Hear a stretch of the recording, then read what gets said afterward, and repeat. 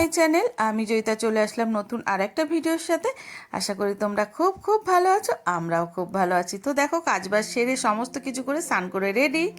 দেখো সব কাজ সেরে স্নান টানো কমপ্লিট হয়ে গেছে, এবার পুজো দেবো। চলো পুজোটা দিয়ে নিই। তো দেখো আমার এখানে আজকে বৃহস্পতিবারের পুজো আচ্ছা কমপ্লিট করে ফেলেছি। সিংহাসন সুন্দর করে সেজে উঠেছে লাল হলুদ গাঁদা ফুলে, বেশ ভালো লাগছে তাই না?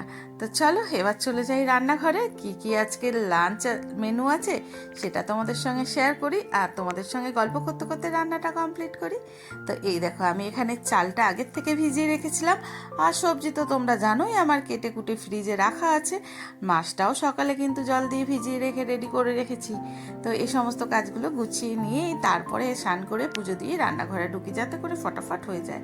তো এই দেখো কাটা সবজিগুলো এখন ফ্রিজ থেকে একে একে বের করে নেব, তারপরে একদম সোজা চলে যাবে গরম তেলে, আর ফটাফট রান্না হয়ে যাবে, তারপরেই খাওয়া দাওয়া শুরু হয়ে যাবে। তো চলো করে নিই, ঝটপট করে নিই। হ্যাঁ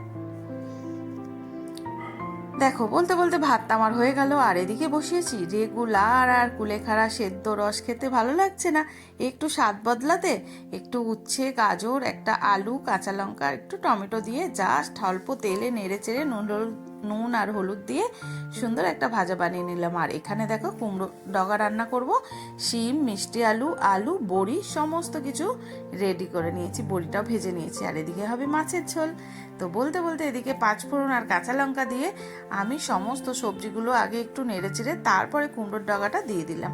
তোমরা সবাই জানো, আর জানো তো আমি এই ধরনের সবজি খেতে একটু ভালোবাসি, বাট সেটা আমার মায়ের হাতের। আমি করি ঠিকই, মায়ের মতো হয় না যতই চেষ্টা করি। এই দেখো কাঁচা লঙ্কা দিয়েই করছি। তো তারপরেও সব সময় তো মার কাছে গিয়ে খাওয়া হয় না এগুলো, যদিও মা সমস্ত কিছু সবজি টবজি মাই পাঠিয়েছে, তো আমি রান্না করেই খাই তাই না। আর একটা জিনিস দেখো, বিশাল আকারের ধনেপাতা, তোমরা কেউ দেখেছো এত বড় বড়? আমি তো এত বড় ধনেপাতা মনে হয় দেখেছি বলে আমার মনে নেই, তবে মা কোথায় পেলো আমি ঠিক জানি না। আমার মনে হচ্ছে আমার পাশের বাড়ি এক কাকিমারা আছে, ওরা এইগুলো লাগায়, ওই কাকিমাই মনে হয় দিয়েছে, তাই মা আমাকে ওখান থেকে দিয়েছে। এগুলো চপের দোকানে গোটা গোটা বেসমে ডুবিয়ে কিন্তু ভাজে, অনেক জায়গায় দেখেছি তাই না।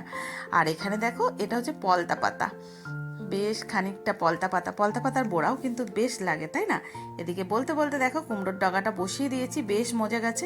এবার এদিকে ভাজা আর ভাতটাও রেডি হয়ে গেছে, আর কুমড়োর ডগাটার মধ্যে সামান্য করে একটু জল দিয়ে ঢেকে দেবো, কারণ ডাঁটাগুলো একটু শক্ত। আর ওই যে বাসি লাউ চচ্চড়ি সেটাও রয়ে গেছে, ওটাও ফ্রিজ থেকে নামিয়ে নিয়েছি। আর এই দেখো এখানে একটু জল দিয়ে ঢেকে দিয়েছি, বড়ি দেবো নুন মিষ্টি দেবো, বেশ লাগবে তাই না, সবজিটা খারাপ লাগবে না। চচ্চড়ি এতে মাছ এদিকে নুন হলুদ মেখে রেডি হয়ে আছে, কখন করাই যাবে। বলতে বলতে কুমড়োর ডগার চচ্চড়ি রেডি। আর এবার মাছটা করি, তার আগে আরেকটা জিনিস দেখাই। এটা হচ্ছে আমার ছেলে সকালের উচ্ছিষ্ট খাওয়ার, দেখি আমি কখন ওটাকে আবার শেষ করতে পারি, ফেলবো তো না, খেতেই হবে। তো দেখো কড়াই গরম হয়ে গেছে, তেল দিয়ে দেবো, এবার মাছ যাবে কড়াইতে। আর এই কড়াইটা প্লিজ তোমরা ইগনোর করো, কারণ এই কড়াইটা রান্না করতে আমার ভীষণ ভালো লাগে। এর প্রতি আমার জানি না আলাদা একটা প্রেম জমে আছে, আমার অনেক কড়া আছে ননস্টিকারে, তারপরেও কিন্তু আমি এই কড়াইটা ছাড়তে পারি না। আমার এতে রান্না করতে কী যে ভালো লাগে তোমাদের বলে বোঝাতে পারবো না। তো যাই হোক চলো এবার মাছটা ভেজে নিই। তো মাছটা ভাজবো, আর মাছে একটু বড় কাতলা তো, তো কাটা মাছ, এর জন্য একটুখানি পেঁয়াজ দেবো একটা ছোট্ট মতো। ন্যাচারালি মাছের এরকম ঝোল ঠোল করলে আমি পেঁয়াজ দিই না, তবে আজকে দেবো। মানে রুই কাতলা দেই না, তো যাই হোক আজকে একটু দেবো, কারণ মাছটা বেশ বড়, তার জন্য একটু ছোট পেঁয়াজ দিয়ে মাছটা রান্না করব। তো চলো দেখতে থাকো মাছটা কিভাবে বানাই। তো দেখো মাছটা একদম লাল লাল করে ভাজা হয়ে গেছে, কিন্তু এখানে একটা উঠিয়েও নিয়েছি। এবার আলুটা ভেজে নেব, দিলাম জিরে ফোড়ন, তারপরে দিয়ে দিলাম আলু, বেশ খানিকক্ষণ লাল লাল করে আলুটাকে ভেজে নেব। আর এর মশলাটা তোমাদের দেখিয়ে দিচ্ছি আমি কী কী মশলা করে রেডি করে রেখেছি। তো আলুটাকে একটুখানি লবণ দিয়ে ঢেকে দিলেই একদম নতুন আলু গলে যাবে। আর এই দেখো একটা ছোট্ট পেঁয়াজ কাঁচা লঙ্কা আর একটু আদা দিয়ে এটা একটা পেস্ট করা, আর কালারের জন্য একটু লাল লঙ্কার গুঁড়ো দিয়েছি। এই টমেটোটা দেবো, দিয়ে মশলাটা বেশ করে কষাবো। এই দেখো আর হলুদ লবণ তো থাকবেই, ওটা তো বেসিক মশলা তাই না। তো বেশ ভালো। যদি ঝাল কম হয় তাহলে কিছু কাঁচা লঙ্কা গোটা দিয়ে দেবো, আর কালারের জন্য ওই লঙ্কাটা দিয়েছি, ওটার মধ্যে একটু ঝাল নেই। তা আমরা কাঁচা লঙ্কাটাই বেশি খাই, কিন্তু কালারের জন্য কখনো কখনো ওই লাল লঙ্কাটা দিই, এই আর কি, ওটা ঝাল হয় না। এদিক দিয়ে একটুখানি ভাবলাম একটু জল গরম করে দিই, কখনো কখনো মনে থাকলে মাছ মাংসতে আমি গরম জল করেই দিই, আবার কখনো মনে না থাকলে ঠান্ডা জলে দিয়ে ফেলি। তো দেখো একদম তেল ছেড়ে গেছে, মাছের মশলাটা কষে গিয়ে এবার গরম জলটা দিয়ে দিতেই সাথে সাথে টক বক করে ফুটে উঠলো। কেন বলো তো? যেহেতু গরম জল, তাতে আর আলাদা করে সময় দিতে লাগলো না ঝোলে জাল ওঠার জন্য।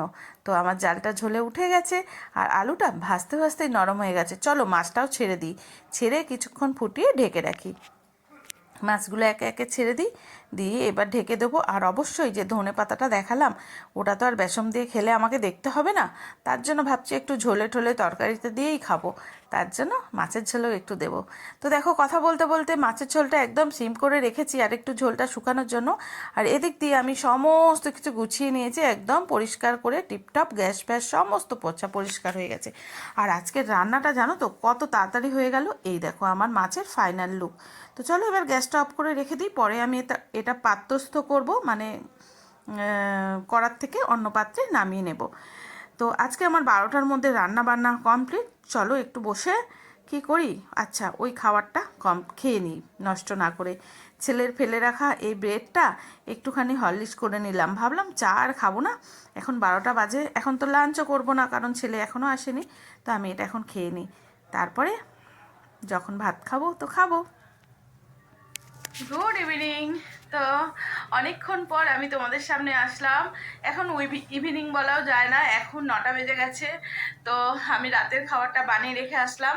আর দুপুরে আজকে কি হয়েছে বলো তো, তোমাদের দেখিয়েছিলাম আমি একটা ব্রেড খেয়েছিলাম, ওটা সকালবেলা ছেলে রেখে দেওয়া, ফেলে দেওয়া, সেটা ভেবেছি খেয়ে নিই, নষ্ট করব, ওই আর কি, লোভে পাপে মৃত্যু, সেরকম অবস্থা আমার হয়েছিল।